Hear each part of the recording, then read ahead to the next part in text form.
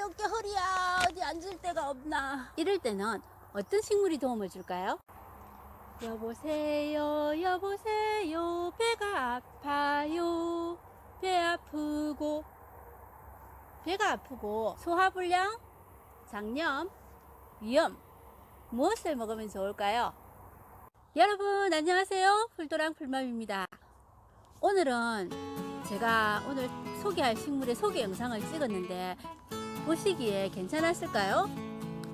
저는 노래를 못 불러서 어렸을 때부터 엉칠한 소리를 많이 들었는데 오늘 제가 큰 모험을 했습니다. 오늘 제가 소개할 식물은 아까 노래에서도 보셨다시피 배 아픈 데도 좋고 관절염에도 좋다고 하는 마이입니다. 그 중에서도 몇 년 전부터 새로 뜨고 있는 열매마에 관해서 제가 소개를 해드릴게요. 열매마는 말 그대로 줄기에 마가 열매처럼 그렇게 달리는 식물입니다. 일반 마의 줄기에도 열매는 달립니다.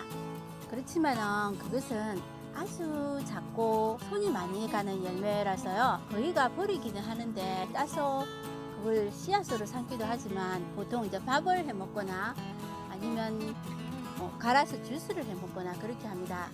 열매마의 열매도 그런 식으로 사용을 하는데요. 거기에 더해서 채를 썰어서 채무침을 한다거나 뚝 썰어서 된장국에 넣는다거나 이런 식으로 응용이 가능합니다.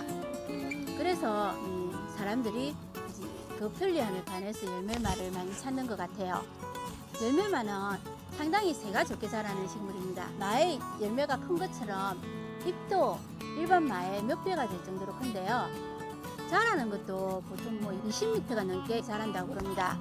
그래서 이 열매마가 이제 자생하는 산지에 가게 되면 침낭불처럼 그렇게 온 산을 덮어서 자라고 있는 열매마를 볼 수 있는데요. 우리나라에는 열매마가 겨울을 날 수 없는 식물이라서 덕분에 우리나라에서는 열매마의 이 커다란 잎이 나무를 타고 올라가서 햇빛을 가리는 일은 없을 겁니다. 이 열매마의 잎이 얼마나 큰지 한번 볼까요? 제가 이 잎으로 얼굴을 가릴 수 있는지 이 잎이 얼마나 큰지 보여드리기 위해서 얼굴을 가려보겠습니다. 제가 조금 이마가 넓어서 나올 때는 이렇게 거의 모자로 가리고 나오는데 제가 오늘은 이마를 공개하겠습니다. 얼굴의 반을 차지한 제 이마를 공개했습니다. 자, 이 열매마의 잎으로 제 얼굴이 가려질까요? 짠!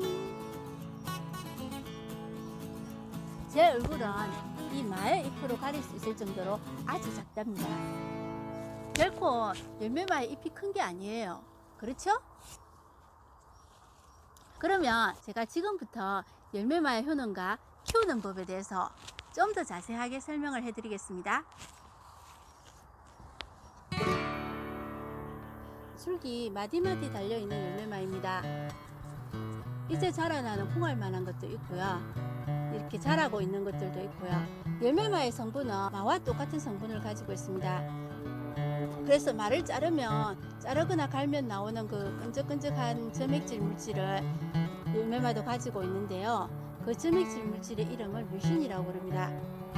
뮤신은 우리 위염이나 아니면 소화불량 같은 데도 도움을 주는데요. 윤활제 역할을 해서 소화가 잘 되도록 도와주고 그리고 위 점막이라든지 이런 쪽도 보호를 해줘서 위 건강에 도움을 준다 그럽니다.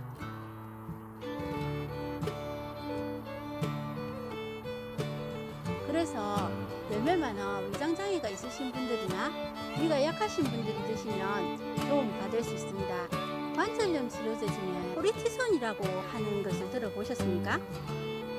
포리티손이 바로 마에서 뽑아낸 성분으로 만든 약이라고 합니다. 이 외에도 열매마는 칼슘 성분과 함께 항산화작용을 하는 성분이나 식이섬유가 풍부해서 노화나 변비, 비만 예방 같은 그런 데도 좋다고 그러네요.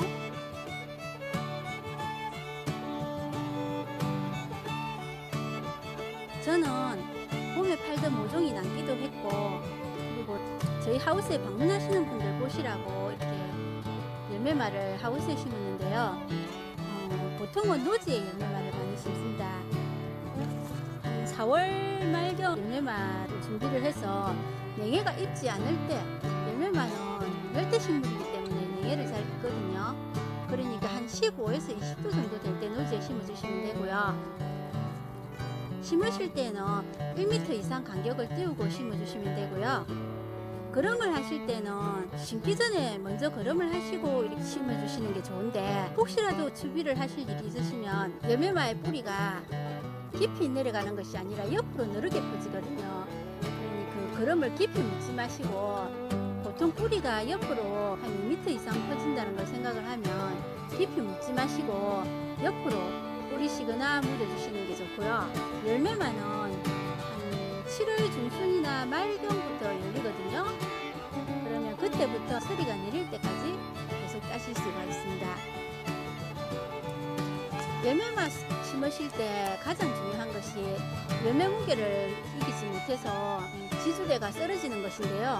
쓰러지지 않도록 튼튼하게 그렇게 해주시면 되고요. 저장하실 때는 10도 이하로 내려가지 않게 그렇게 보관해 주시면 됩니다. 제가 얼마 전에 열매마에 대한 영상을 하나 올렸었는데요. 아무래도 제가 이제 이런 식물들을 키우기는 해도 얘가 먹을 수 있느냐 없느냐 이런 데는 관심을 가지고 있는데, 얘가 효능이 어떻게 되느냐 이런 데는 크게 관심이 없거든요. 그렇다 보니까 저번 영상에서도 제가 효능에 대한 거를 조금 설명을 제대로 못하고 넘어간 부분이 있어서 오늘 이렇게 다시 찍게 되었습니다. 제 블로그 쪽에 열매마에 대해서 검색하시는 분들을 보면 요즘에 열매마 김치에 대해서 검색하시는 분들이 많더라고요. 그래서 저도 열매마 잎으로 요리를 한번 해보겠습니다. 저는 김치를 하지 않고 깻잎처럼 이렇게 양념장을 해서 바르려고 하거든요. 열매마 잎은 열매가 달리지 않은 것들로 가지고 온다고 크기가 좀 작습니다. 호박이나 오이 또는 뭐 참외, 토마토 같은 이렇게 마디마디마다 열매를 맺는 식물들은 그 잎을 자르면 안 된다고 그래요. 그 잎에서 이제 강압성을 해가지고 그 열매가 자랄 수 있는 그런 영양분을 만들어내기 때문에 잎을 다치지 않게 그렇게 키우거든요. 그래서 우리가 쌈 싸 먹는 그 호박잎을 따서 먹을 때도 열매가 달리는 잎은 따지 마라 그렇게 이야기를 하십니다. 그래서 이 열매마도 보면은 마디마디마다 요 잎이 달려 있는 부분에 열매가 맺거든요. 그래서 저도 열매를 달지 않은 녀석으로 골라 가지고 들고 온다고 그 잎을 찾느라고 좀 힘들었습니다. 이 양념장은 진간장하고 그리고 멸치 액젓, 마늘에 생강젓, 그리고 양파와 매운 고추가 들어갔습니다. 열매마 잎은 독은 없지만 마와 같이 그렇게 끈적거리는 성분이 뮤신이 많이 들어가 있어서 열매마 잎을 씹어 먹어보면 잎에서도 그런 미끌거리는 맛을 느낄 수가 있거든요.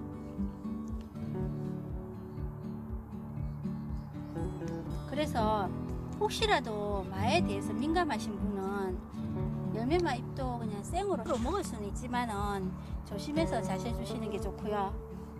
하다 보니까 생각났는데 이런 열매마 잎으로 요리를 할 생각을 하는 나라는 우리나라밖에 없을 것 같아요. 오늘 열매마 이야기 재미있게 들으셨나요? 항상 이제 좀 더 어떻게 제가 아는 것들을 여러분들께 전달해 줄 수 있을까 하고 노력을 많이 하는데요. 제가 유튜브 영상을 찍는 게 얼마 되지도 않았고 이렇게 초보다 보니까 자꾸 빠뜨리는 게 많습니다. 그런 게 있을 때는 항상 댓글로 말씀을 남겨주시면 댓글로 제가 말씀을 드리거나 다시 다른 영상을 찍어 가지고 이제 그에 대해서 제가 궁금증을 풀어드리겠습니다. 그러면 저는 이만 물러가고요. 좋아요와 구독은 사랑인 거 아시죠? 감사합니다. 여러분 언제나 행복하고 건강하세요.